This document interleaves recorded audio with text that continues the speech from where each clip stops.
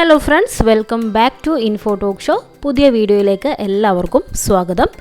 നമുക്കിന്ന് കർഷക ദിനവുമായി ബന്ധപ്പെട്ട കുറച്ച് ചോദ്യങ്ങളും ഉത്തരങ്ങളും ഈ ഒരു വീഡിയോയിലൂടെ ഡിസ്കസ് ചെയ്യാം. അപ്പോൾ ആദ്യമായിട്ടാണ് നിങ്ങൾ ഈ ഒരു ചാനൽ കാണുന്നതെങ്കിൽ മറക്കാതെ ഇപ്പോൾ തന്നെ ചാനലൊന്ന് സബ്സ്ക്രൈബ് ചെയ്യാം കേട്ടോ. കൂടെ ബെല്ലൈക്കണും എനേബിൾ ചെയ്ത് വെച്ചാൽ ഞാൻ അപ്ലോഡ് ചെയ്യുന്ന വീഡിയോസൊക്കെ നിങ്ങളിലേക്ക് കറക്റ്റായി എത്തുന്നതായിരിക്കും. അപ്പോൾ നമുക്ക് സമയം കളയാതെ ഓരോ ചോദ്യങ്ങളായിട്ട് നോക്കിയാലോ. യെസ്, ആദ്യത്തെ ചോദ്യം നോക്കൂ. കേരളത്തിൽ കർഷക ദിനം ആചരിക്കുന്നത് എന്ന്? കേരളത്തിൽ കർഷക ദിനം ആചരിക്കുന്നത് എന്നാണ്?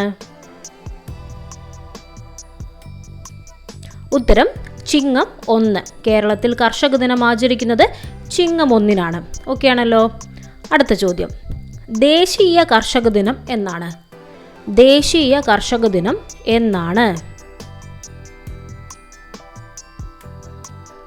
ഉത്തരം നോക്കൂ. ഡിസംബർ 23. ദേശീയ കർഷക ദിനം എന്നാണ്. ഡിസംബർ 23-നാണ് ദേശീയ കർഷക ദിനമായി ആചരിക്കുന്നത്.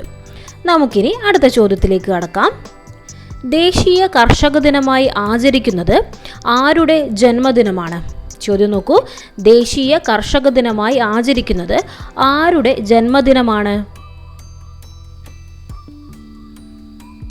ഉത്തരം ചൗധരി ചരൺ സിംഗ്. അപ്പോൾ ദേശീയ കർഷക ദിനമായി ആചരിക്കുന്നത് ചൗധരി ചരൺ സിംഗിൻ്റെ ജന്മദിനമാണ്. എപ്പോഴാണ് ദേശീയ കർഷക ദിനം?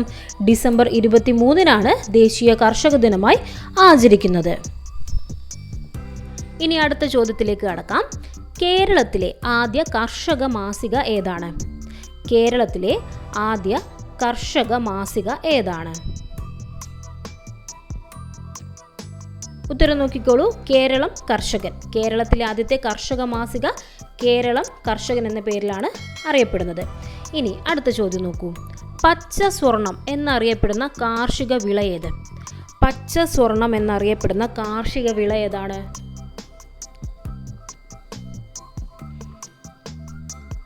ഉത്തരം വരുന്നത് വാനില. പച്ച സ്വർണം എന്നറിയപ്പെടുന്ന കാർഷിക വിള ഏതാണ്? വാനിലയാണ്.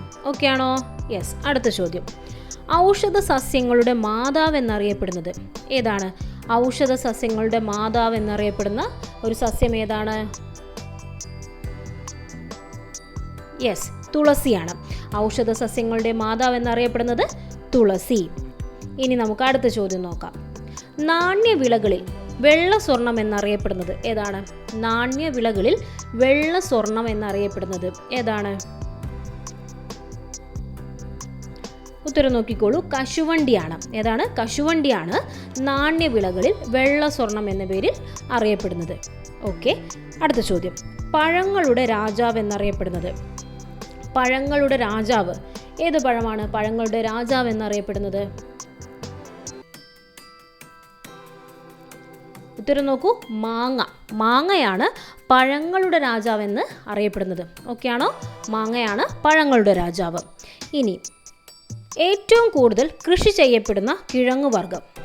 ഏറ്റവും കൂടുതൽ കൃഷി ചെയ്യപ്പെടുന്ന കിഴങ്ങുവർഗം ഏതാണ്? ഉത്തരം മരച്ചീനിയാണ് കേട്ടോ. ഏതാണ് ഏറ്റവും കൂടുതൽ കൃഷി ചെയ്യപ്പെടുന്ന കിഴങ്ങുവർഗം ഏതാണ്? മരച്ചീനി. ഓക്കെ ആണല്ലോ. യെസ്. ഇനി അടുത്ത ചോദ്യത്തിലേക്ക് കടക്കാം. നെല്ലിൻ്റെ തവിടിൽ ധാരാളം അടങ്ങിയ വിറ്റാമിൻ? നെല്ലിൻ്റെ തവിടിൽ ധാരാളം അടങ്ങിയിരിക്കുന്ന വിറ്റാമിൻ ഏതാണ്? ഉത്തരം വിറ്റാമിൻ ബി ആണ്. ഓക്കെ. നെല്ലിൻ്റെ തവിടിൽ ധാരാളം അടങ്ങിയിരിക്കുന്ന വിറ്റാമിനാണ് വിറ്റാമിൻ ബി. ഓക്കെ ആണോ? യെസ്. ഇനി അടുത്ത ചോദ്യം ഇതാണ്.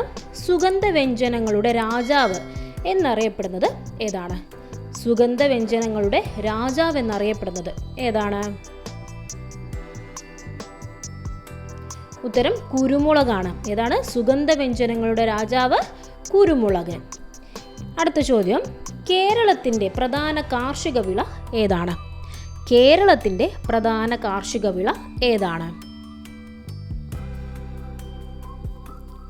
ഉത്തരം നെല്ലാണ്. കേരളത്തിൻ്റെ പ്രധാന കാർഷിക വിള ഏതാണ്? നെല്ല്. ഇനി പ്രകൃതിയുടെ തോട്ടി എന്നറിയപ്പെടുന്നത്? പ്രകൃതിയുടെ തോട്ടി എന്നറിയപ്പെടുന്നത് എന്താണ്? ഉത്തരം നോക്കിക്കോളൂ. കാക്ക. കാക്കയാണ് പ്രകൃതിയുടെ തോട്ടി എന്ന് അറിയപ്പെടുന്നത്. ഇനി അടുത്ത ചോദ്യം നോക്കാം. കേരളത്തിലെ ഏതു ജില്ലയിലാണ് ഏറ്റവും കൂടുതൽ നെല്ല് ഉൽപ്പാദിപ്പിക്കുന്നത്? കേരളത്തിലെ ഏതു ജില്ലയിലാണ് ഏറ്റവും കൂടുതൽ നെല്ല് ഉൽപ്പാദിപ്പിക്കുന്നത്? ഉത്തരം പാലക്കാട്. കേരളത്തിലെ ഏതു ജില്ലയിലാണ് ഏറ്റവും കൂടുതൽ നെല്ല് ഉൽപ്പാദിപ്പിക്കുന്നത്? പാലക്കാട് ജില്ലയിലാണ് ഏറ്റവും കൂടുതൽ നെല്ല് ഉൽപ്പാദിപ്പിക്കുന്നത്. ഇനി അടുത്ത ചോദ്യത്തിലേക്ക് കടക്കാം. കേന്ദ്ര തോട്ടവിള ഗവേഷണ കേന്ദ്രം സ്ഥിതി ചെയ്യുന്നത് എവിടെ? കേന്ദ്ര തോട്ടവിള ഗവേഷണ കേന്ദ്രം സ്ഥിതി ചെയ്യുന്നത് എവിടെയാണ്? ഉത്തരം കാസർഗോഡ്. കേന്ദ്ര തോട്ടവിള ഗവേഷണ കേന്ദ്രം സ്ഥിതി ചെയ്യുന്നത് കാസർഗോഡ് ജില്ലയിലാണ്. ഓർത്തു വെക്കുക കേട്ടോ. ഇനി അടുത്ത ചോദ്യം. ലോകത്തിലെ ഏറ്റവും ചെറിയ പശു ഏതാണ്? ഉത്തരം വെച്ചൂർ പശുവാണ്. ലോകത്തിലെ ഏറ്റവും ചെറിയ പശു എന്നറിയപ്പെടുന്നത് വെച്ചൂർ പശു. ഇനി അടുത്ത ചോദ്യം നോക്കിക്കോളൂ. അലങ്കാര മത്സ്യങ്ങളുടെ റാണി എന്നറിയപ്പെടുന്നത് ഏതാണ്? അലങ്കാര മത്സ്യങ്ങളുടെ റാണി. ഉത്തരം നോക്കൂ, ഏഞ്ചൽ ഫിഷ്. അലങ്കാര മത്സ്യങ്ങളുടെ റാണി എന്നറിയപ്പെടുന്നത് ഏഞ്ചൽ ഫിഷ് ആണ്. ഇനി അടുത്ത ചോദ്യം ഇതാണ്. ചൈനീസ് റോസ് എന്നറിയപ്പെടുന്നത് എന്താണ്? ചെമ്പരത്തിയാണ്. ഏതാണ്? ചൈനീസ് റോസ് എന്ന പേരിൽ അറിയപ്പെടുന്നത് നമ്മുടെ ചെമ്പരത്തി. അടുത്ത ചോദ്യം നോക്കിക്കോളൂ. കേരള കാർഷിക സർവകലാശാല സ്ഥിതി ചെയ്യുന്നത് എവിടെയാണ്?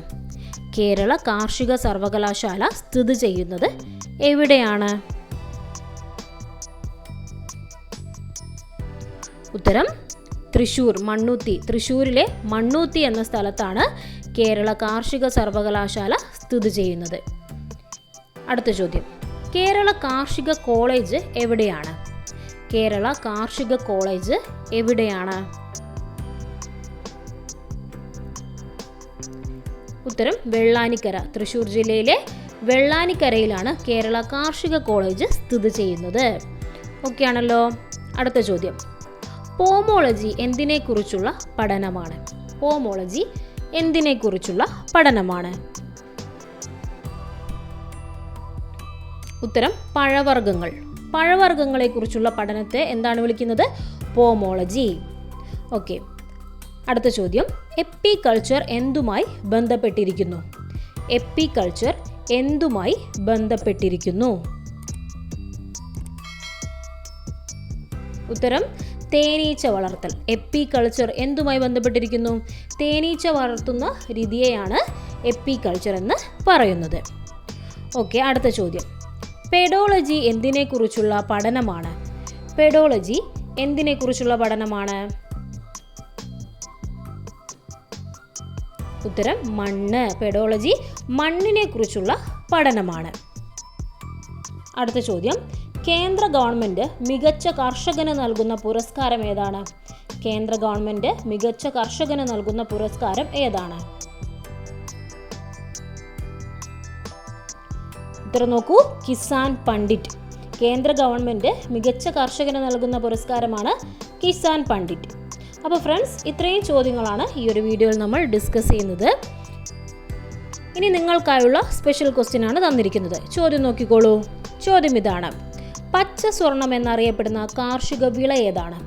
പച്ച സ്വർണം എന്നറിയപ്പെടുന്ന കാർഷിക വിള ഏതാണ്? എല്ലാവരും ഈ ചോദ്യത്തിൻ്റെ ഉത്തരം നമ്മുടെ കമൻറ്റ് ബോക്സിൽ രേഖപ്പെടുത്തുക. ഒപ്പം നിങ്ങളുടെ പേരും കൂടെ ആഡ് ചെയ്തോളൂ കേട്ടോ. അപ്പോൾ ഇതുപോലെ കൂടുതൽ വീഡിയോസ് നിങ്ങൾക്ക് ആവശ്യമാണെങ്കിൽ ചാനൽ ഒന്ന് സബ്സ്ക്രൈബ് ചെയ്യുക, ബെല്ലൈക്കൺ കൂടെ എനേബിൾ ചെയ്യുക. നമുക്ക് മറ്റൊരു വീഡിയോയിലൂടെ വീണ്ടും കാണാം. Thank you for watching.